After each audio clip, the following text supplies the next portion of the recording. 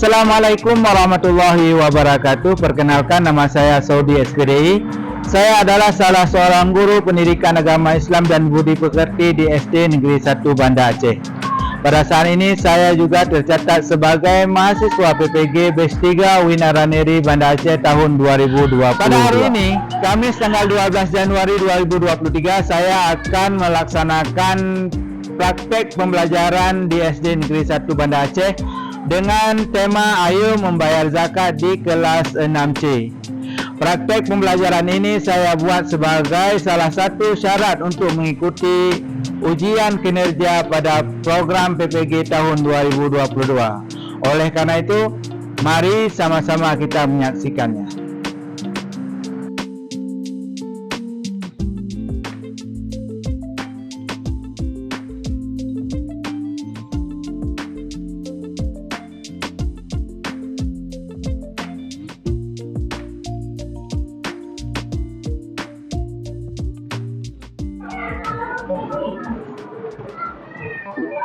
Bersiap.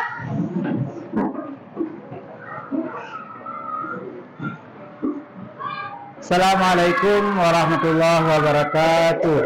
Waalaikumsalam warahmatullahi wabarakatuh. Rabbi ilman warzuqni fahman. Izin, ada kabar? Sakit, ya. Semoga cepat sembuh. Kemudian Azam Alif Fairuz, ya Azam. Kemudian Cut Wulan Hazimah. Kemudian Muhammad Rizal Akbar. Muhammad Zaki Arifat. Kemudian Muhammad Kevin Aulia. Muhammad Mufadil. Tanah airku, tanah pada waktu, di sana aku berdiri dari pandu ibuku. Indonesia kebangsaanku. Nah, pada minggu yang lalu, pada pertemuan yang lalu, kita sudah membicarakan tentang macam-macam zakat. Ada yang bisa sebutkan apa itu? Apa-apa saja zakat dibagi kepada berapa? Ya, apa? Zakat mal dan zakat fitrah. Ada yang bisa juga menyebutkan zakat mal itu apa-apa saja yang jadi zakat mal? Binatang ternak, satu. Kemudian yang kedua, apanya? Uang, zakat uang, zakat emas, zakat perak. Yang ketiga, apa? Bahan makanan pokok. Itu termasuk ke dalam zakat fitrah. Kalau zakat mal yang ketiga apa? Perdagangan. Ya, hasil jual beli. Kemudian yang keempat, apa Nelo? Harta terpendam atau disebut juga dengan rikas. Kemudian yang kelima, zakat pertanian atau peternakan juga termasuk ke dalam zakat. Nah, ada 5 macam zakat yang sudah kita pelajari. Nah, pada hari ini kita akan lanjutkan pelajaran masih juga tentang ayo membayar zakat, yaitu tentang hikmah dan bagaimana zakat itu dikelola. Nah, kita akan lihat sebentar lagi. Tujuannya adalah kita bisa mempelajari dan pertama bisa kita memahami tentang zakat, kemudian kita bisa menghitung, bahkan kita bisa membagi zakat itu berapa yang akan dikenakan zakat. Kemudian kita bisa mengambil hikmah dari pembelajaran tentang zakat. Mari sama-sama kita lihat pembelajaran kita melalui media yang Bapak siapkan, Bapak akan minta bantukan kepada Muhammad Fazil untuk bisa Bapak minta tolong untuk mengambil infokus syahadat zakat. Terima kasih.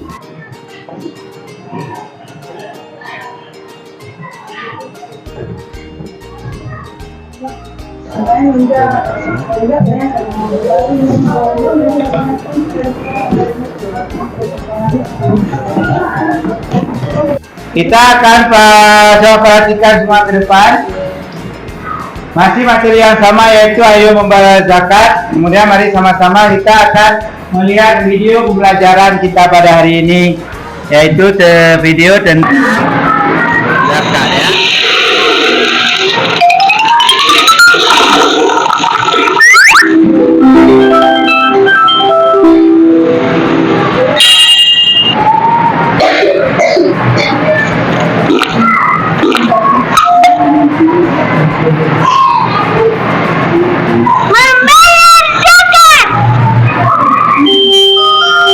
Hari ini hari libur, Duta sedang bersantai di kamarnya. Meskipun santai, Duta tetap membaca buku. Ternyata Duta sedang membaca buku tentang zakat. Duta penasaran tentang zakat. Apa itu zakat? Sepertinya Duta dan teman-temannya harus tahu tentang zakat. Zakat adalah kadar harta tertentu setiawan. Wajib kepada yang berhak menerimanya dengan syarat tertentu. Apa yang dimaksud dengan kadar harta ya? Seperti timbangan. Memangnya siapa saja yang berhak? Dan apa saja syarat-syaratnya? Nah, saudara-saudara, sekarang yang keempat yaitu zakat. Zakat sama pentingnya seperti sholat. Zakat juga membersihkan harta dan hati pemiliknya. Karena zakat sangat penting, maka Abu Bakar pernah memerangi penolak zakat. Zakat itu ada dua macam, zakat fitrah dan zakat mal, atau zakat harta.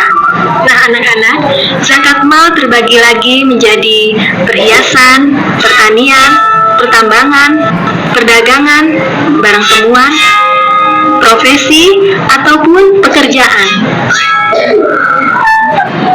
Assalamualaikum. Duta. Waalaikumsalam.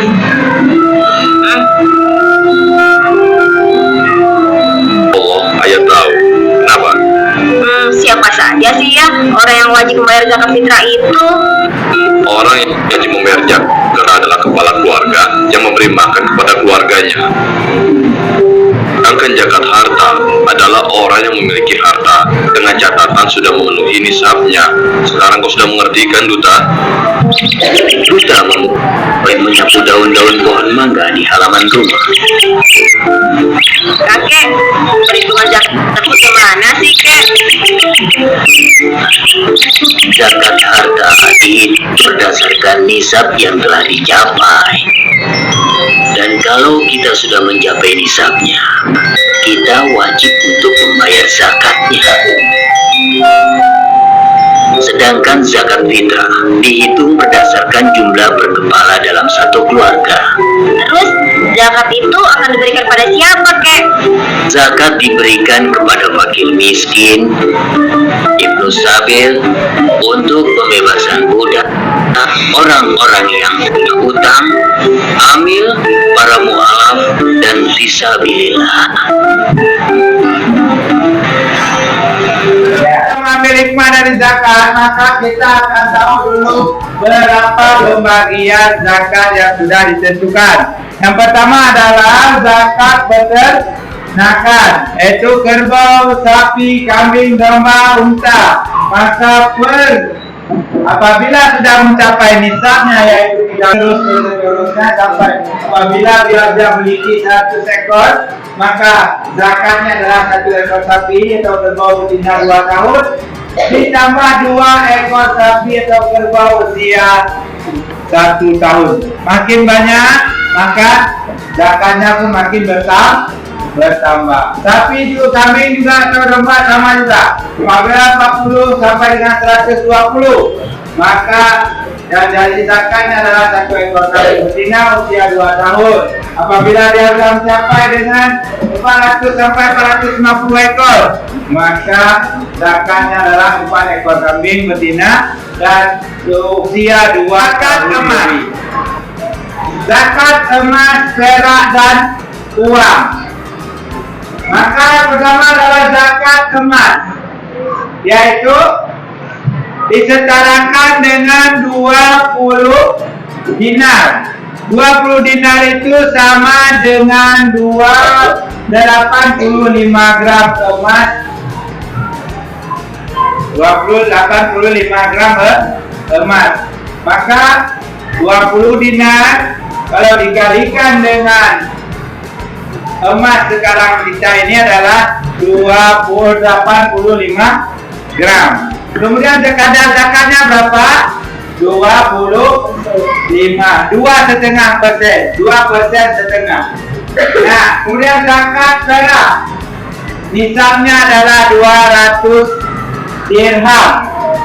Kalau tadi emas itu dinar, dinar itu emas, zakat dirham itu adalah perak. Setara dengan 595 gram perak sekarang. Kemudian kadarnya juga sama, 2,5%. Dan kemudian yang terakhir adalah nisab uang. Apabila seseorang itu menyimpan uang, baik di bank ataupun di rumah, apabila dia sudah memiliki uang sebanyak, kalau dikalikan dengan emas yaitu 85 gram emas, maka dia wajib mengeluarkan zakat. Dan zakat perkebunan, zakat padi, sekarang ada sawit, ada teh, ada kelapa, itu disebut perkebunan dan lain-lain. Jika sudah mencapai 5 wasak atau 690 kg atau 7 kuintal, maka apabila tanaman dialir di air hujan, tidak perlu biaya apapun, maka zakatnya adalah 10% dari hasil pertanian tadi. Padi, dia tidak pakai mesin naikin air, dia nggak pakai pupuk, tapi hidup sendiri dia. Habis ditanam, dia tumbuh sendiri. Maka tambah dengan pupuk atau ini di sini dengan sumur, ditarik dengan mesin, maka zakatnya berkurang, yaitu 5% saja. Selanjutnya kita masuk ke zakat perdagangan. Zakat perdagangan nisabnya sama, yaitu 85 gram emas. Kemudian di tahunnya selama 1 tahun, maka kadar zakatnya juga sebetulnya sama, 2,5%. Si Rifat, dia sotoki contoh misalnya, dia sudah berjualan dari mulai sudah setahun, kemudian dia akan melihat laba bersihnya berapa. Ketika untung bersihnya mencapai nisab di atas 85 gram atau sampai 85 gram emas, maka dia wajib mengeluarkan zakat. Tetapi apabila di bawahnya, maka tidak wajib zakat. Dan terakhir zikar, yaitu barang temuan. Ya, barang temuan zakat dari barang temuan yaitu 20% atau 1,5 dari jumlah harta, 1/5 dari jumlah harta yang didapat. Ingin bertanya? Jawir, silakan.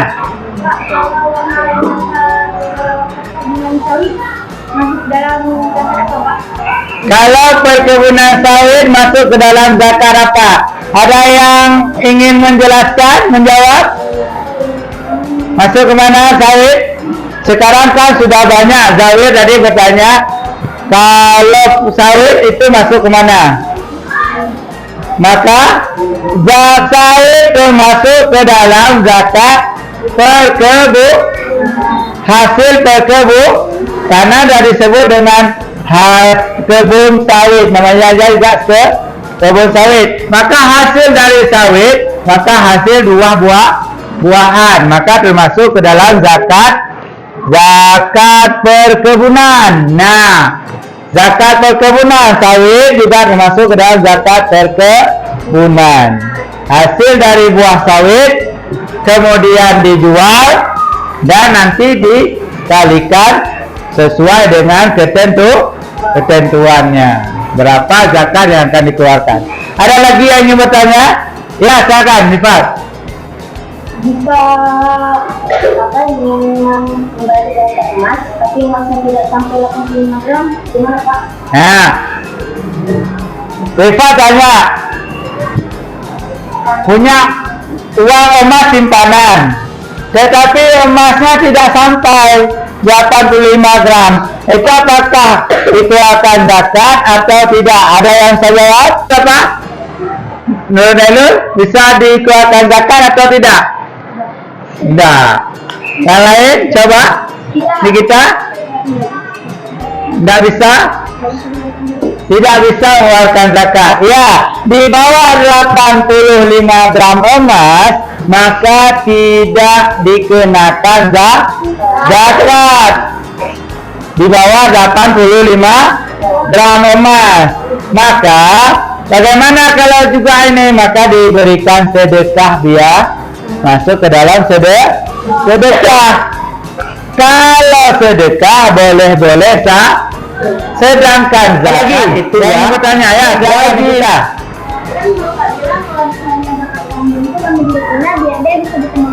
Ya. Ya, zakat peternakan. Kalau di kita ada yang namanya tadi, zakat kambing atau domba. Yang dikeluarkan adalah 1 ekor kambing betina. Kenapa kambing betina? Yang diharapkan adalah si penerima zakat tidak selamanya menjadi penerima zakat. Dari hasil zakat yang diberikan namanya nanti menjadi zakat produktif. Dia berikan kambing betina tadi, ya kambing betina itu nanti akan beranak, akan berkembang biak, berkembang sampai si penerima zakat itu bisa mengeluarkan zakat. Ketika si penerima zakat tadi jumlah kambingnya mencapai 40 ekor, maka dia menjadi orang yang mengeluarkan zakat, sehingga dia bisa berikan kepada orang lain yang penerima zakat. Kambing lagi, yang betina lagi. Kemudian si penerima ini akan berkembang lagi seperti yang sama juga menjadi nanti dia sebagai orang yang mengeluarkan zakat lagi, sehingga semuanya menjadi sejahtera gara-gara zakat yang tadi. Begitu juga kalau zakat uang, boleh juga diberikan zakat itu dalam bentuk barang, misalnya dikelola oleh Baitul Mal. Ada orang ingin jualan, ya, penerima zakat tadi diberikan modal usaha sehingga dia nanti berkembang usahanya jadi topi lagi dia, maka dia yang akan mengeluarkan zakat. Baik, sama-sama kita akan coba untuk menghitung zakatnya.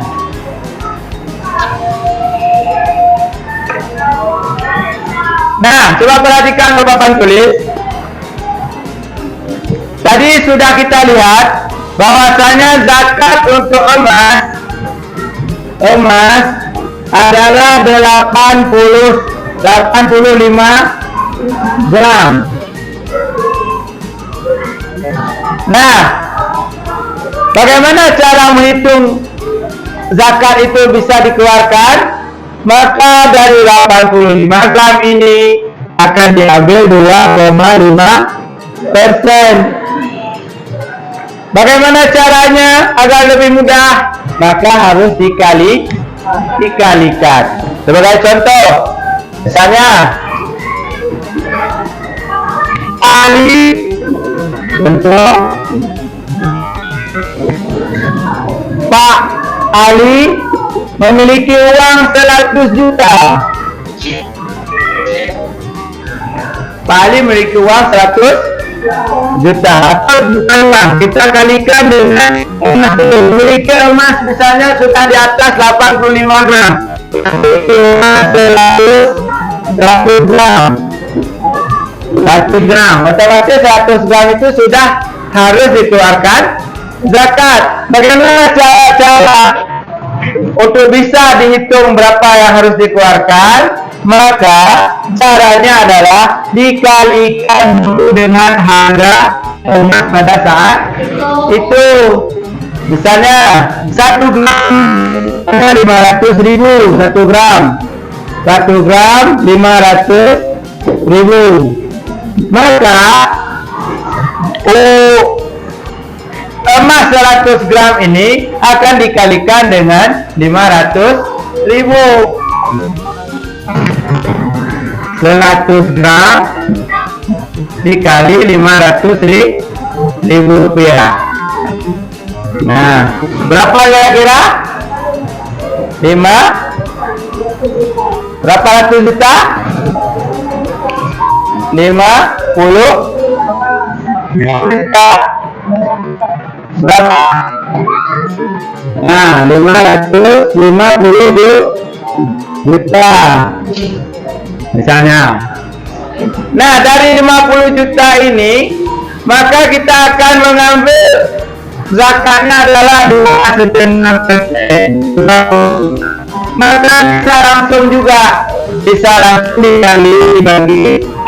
Dia lebih mudahnya adalah 500 juta. Kemudian dibagi dulu ke dalam 10%,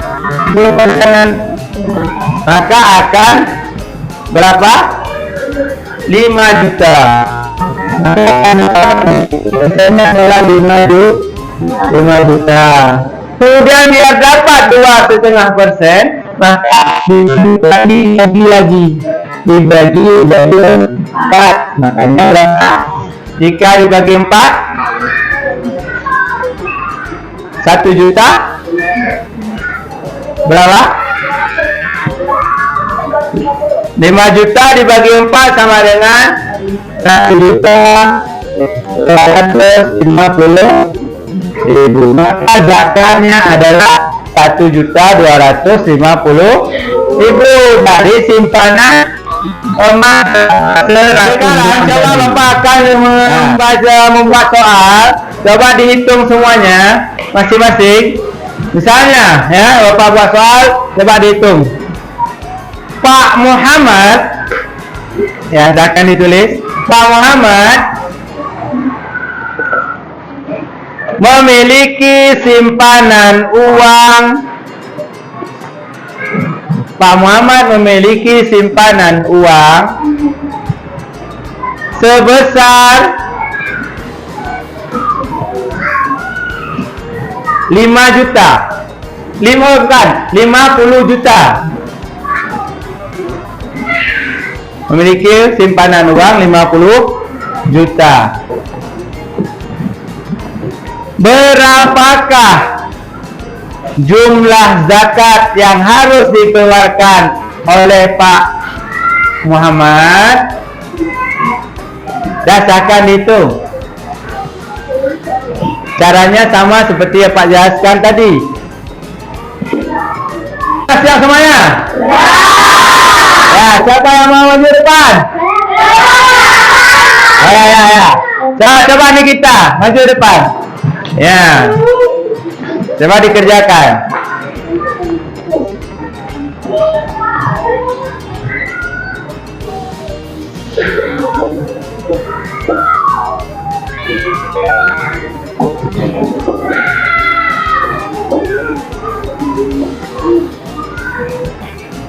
Ya, 50 juta dibagi 10.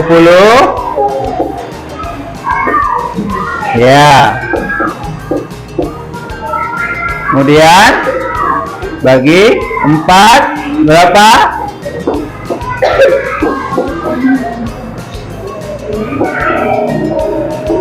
Iya, tepuk tangan. Betul sekali, makasih. Ya, 50 juta dibagi 5 juta, maka zakatnya adalah 2.500.000. Ya. Lain dapat semua sama? Ada yang beda? Alhamdulillah. Baik. Sekarang Bapak kembalikan soal selanjutnya satu lagi. Ya, soal nomor 2. Pak Muhammad juga, masih Pak Muhammad, atau kita ganti Pak Alfi, ya, memiliki simpanan emas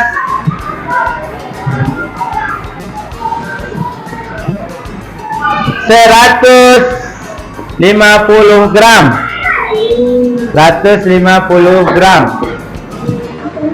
150 gram sudah mencapai nih nisab. Jika Pak Alfi ingin mengeluarkan zakat,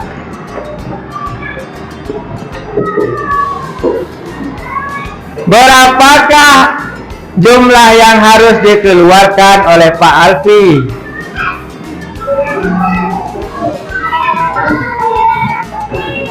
Jika harga emas pada saat itu 100.000 rupiah per gram,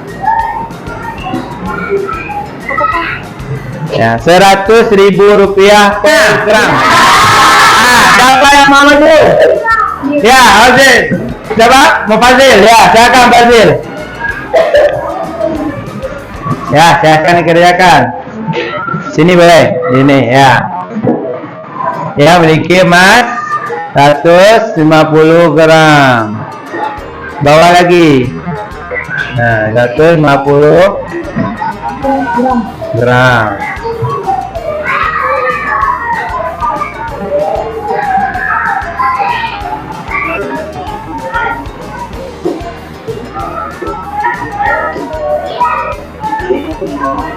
Ya, kalikan harga emas. Kemudian berapa?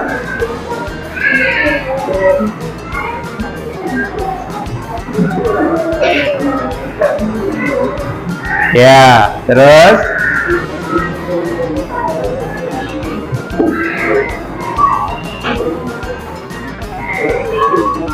bagi, ya, bagi 10. Terus hasilnya berapa?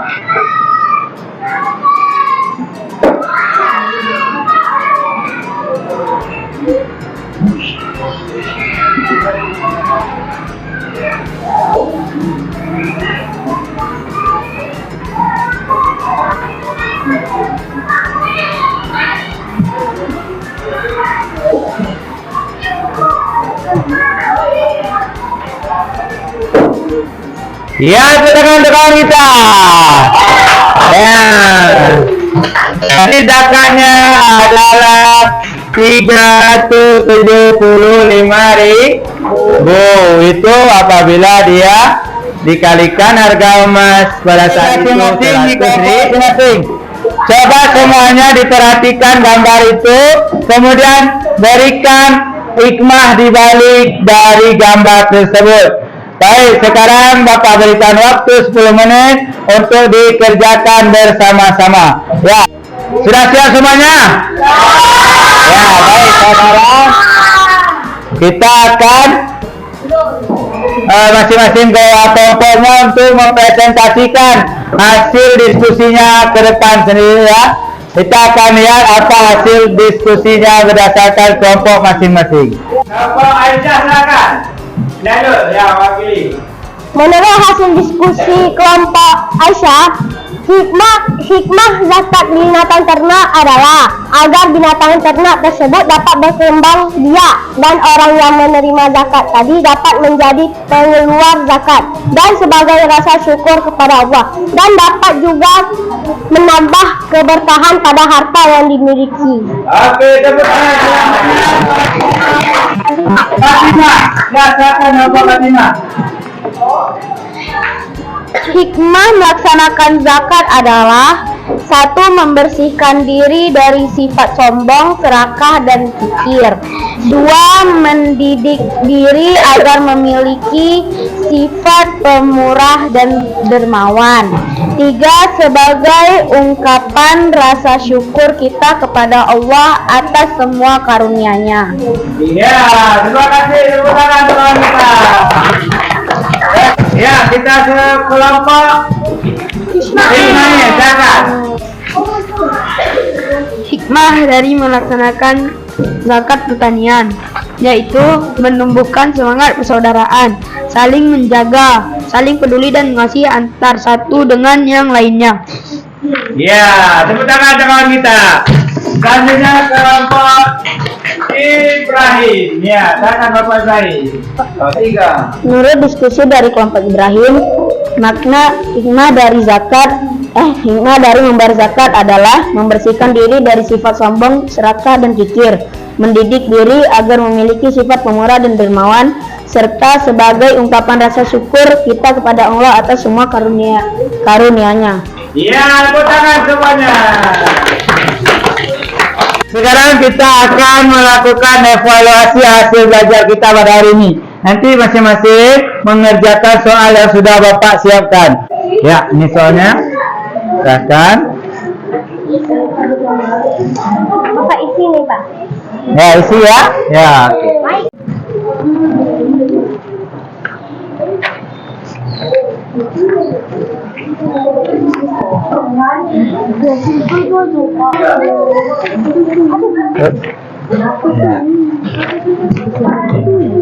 Banyak. Ya.